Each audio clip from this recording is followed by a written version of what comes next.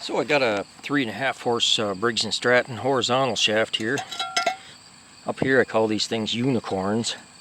They're, well, even though I got like, we'll call it 500 Briggs & Strattons, I've got 3 of these. So, and it's not for lack of looking for them. Anyway, this particular one, Superkonr sent me from out west there.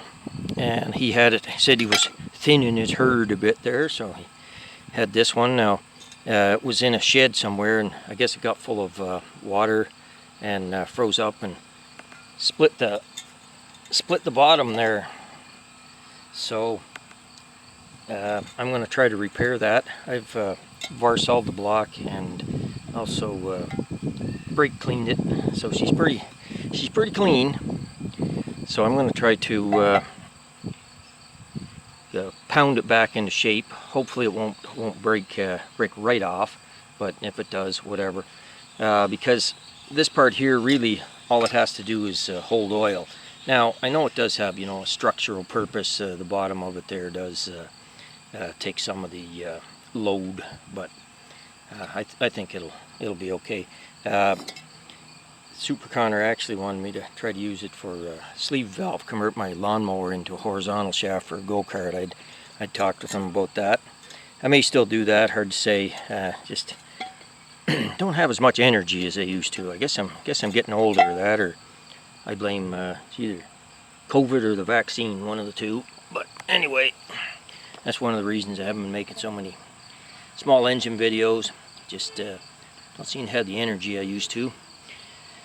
But anyway, like I say, I just wanted to get a video of this before I slam it with a hammer, trying to close it back up there. You'll be seeing another one of these unicorn motors. My son's going to put convert one to use on go-kart, or sorry, mini bike. He's got a mini bike there. I built him a 2-horse for it, and he needs a little more fruit punch on it, so we're going to try one of these 3.5 horses there to see how it'll do. So, like I say, that's another unicorn accounted for. That's the one that I made the video back in January or February about that I found. So we're building that one up for mini bike use. So I'll see what I can do here, and then I'll continue the rest of the video when I get it JB welded up there. Well, there I have Dremeled notches in it there where the brakes are, and same thing on this side. See a groove going down. It's kind of beveled the edge there, and then roughed it up basically so the JB Weld has more to grip. You don't want a flat surface, you want it roughed up, so it'll grip better that way. And I actually slammed this down in and then popped it back out, so that, because before it was sprung outwards from where the ice pushed it, so now it's not sprung either direction there, it's just resting comfortably in that position. So now it's time to JB weld it. So there's the finished product there. I got the JB weld in it and dry.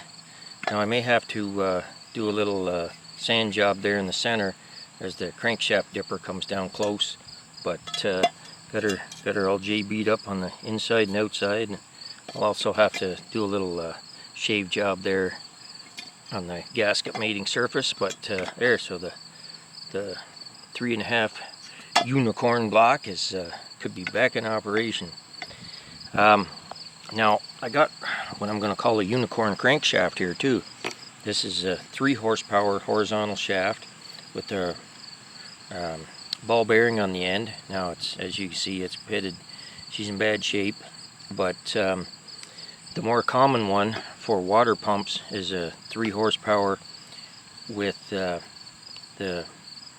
ball bearing, and it's turned down to, I'm going to call it a 5/8 left-hand thread for your water pump impeller.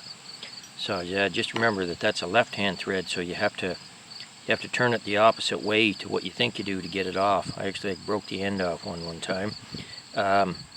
So since we need one of these, we're going to try to make the 3.5 horizontal block into a mini bike motor. and you need this 3/4 straight shaft on it there for your centrifugal clutch.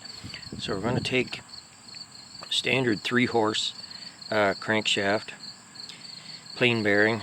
We're gonna nick this down to 20 millimeters, the appropriate diameter for this 20 millimeter. I believe it's a 5204 bearing. So my son's going to do that. He'll clean her down. Don't ask me the exact dimension. I don't know. You know, the bearing bore is 20 millimeters, but you want a little bit of a press fit on it. You heat the bearing up and sweat it on. So anyway, that's our goal here, is to turn this into one of these by machining it. Now, as you can see here, I also got it marked here to shorten this. Not all these. So this must be a fairly old crankshaft, because you see the end of it is snout's a lot longer, so we're going to have to trim that down. I also see it's ballooned out. I know somebody must have been pounding on it, but like I say, these are all scrapyard engines, so who knows what their history is, other than they've seen a lot of use. So anyway, we're gonna try to end up with mating 2 unicorns together here.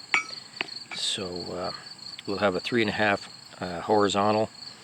I guess it'd be a Model 9 something on a mini bike or go-kart with the ball bearing on her.